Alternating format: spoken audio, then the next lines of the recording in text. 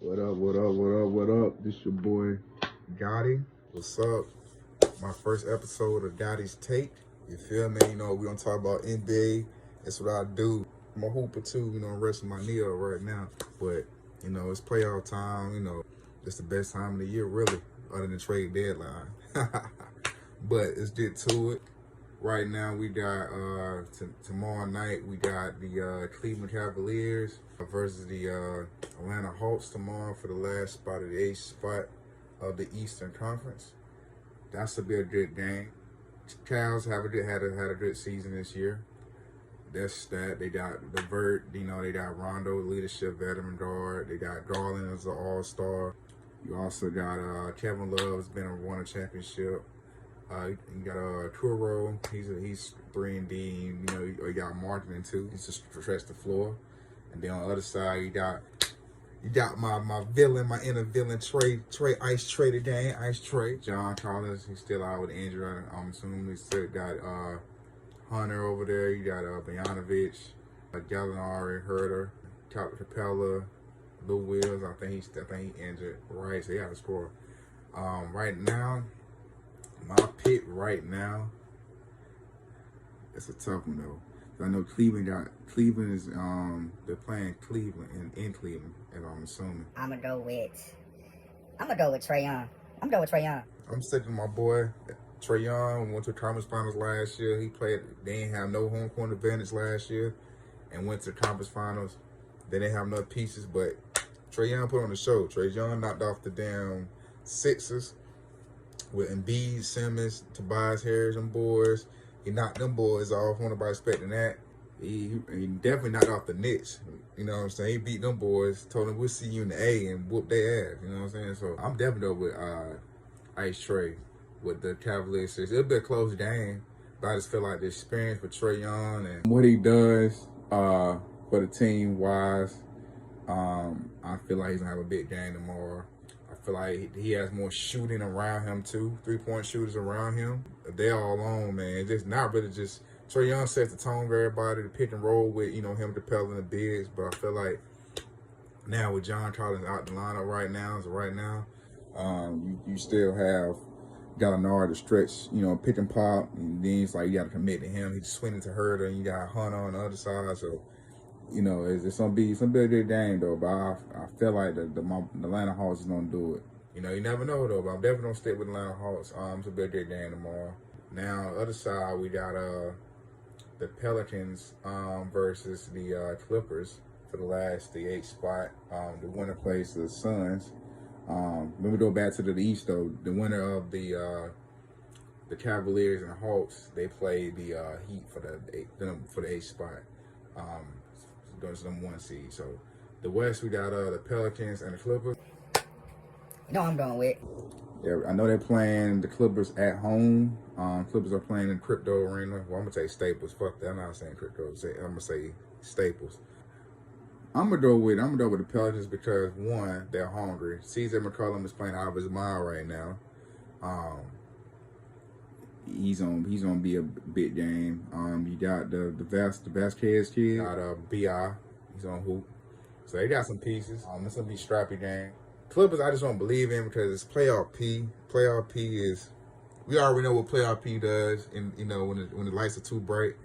I feel like he choked against the T-Wolves. T-Wolves, you know what I'm saying. Even with Cat out, you supposed to take advantage of that. You know, Cat is the main player on the team. The best player on the team, besides Anthony Edwards, but you know, Cat started playing, you know, Cat was out of the game, supposed to take advantage, but you know, playoff they were beating them and they couldn't finish it out. So it's come out of defense though, but this game's gonna be close. I'm gonna go with the underdogs. I'm gonna go with the Pelicans against the Clippers.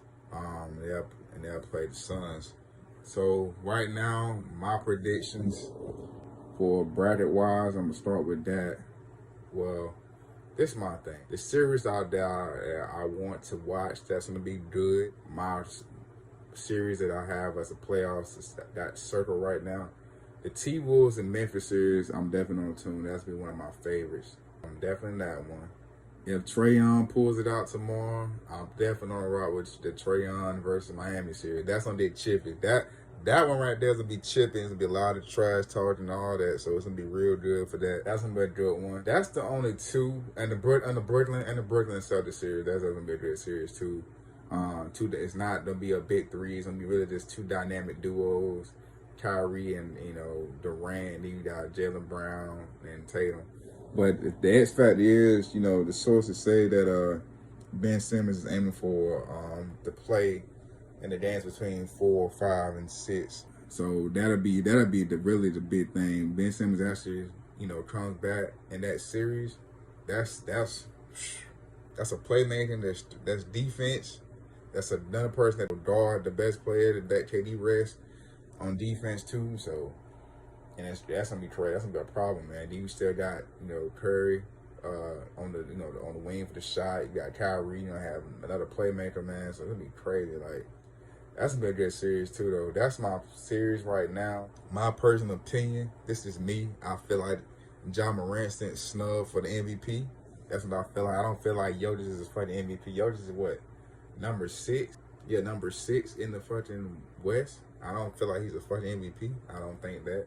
Only two people I think that's DeRozan was that Rosen one point was, at a point that he was MVP. I feel like he's up there. But the top two right now, I'm definitely going to say Embiid and Ja. I feel like, my opinion, numbers wise, okay, yeah, you can give it to Embiid numbers wise. You give Embiid the MVP numbers wise. He's been like, he's one of the second centers in history to have won a scoring title since Shaq, and that was like, so that's a long time. That's hard to do as a center to win a scoring title, and for him to do that as a center to win a scoring title, averaging 30 a game as a center, that's amazing.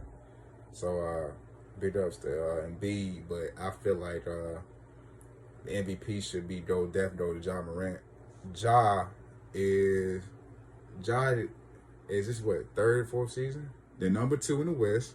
Then he was in playoffs last year as a play-in, and he got in. He had a little experience in playoffs, and he came back, got even better. His 3-point percentage is got better. His team is got better as far as defense. They're smarter with the ball, and even when he was out his injuries this season, the team was still playing good without him, and they held it down. And they were even better when he's on the floor. So that's another thing. That's the big ups to him. But I feel like Ja Morant is the MVP just because he got his team. He has number 2. His team is good, and the number 2 in the West, and he's improving everything he's done in the actual season. So that's a big ups to Ja. I feel like Ja's MVP for the NBA season. So I definitely agree with that. That's what I'm gonna go with for my first episode of GOTTI's Take. Hoping to do this more. Definitely do this more often. That's my opinion. So we'll see who plays tomorrow, and we'll go with that. Salute. I'm out of here. 0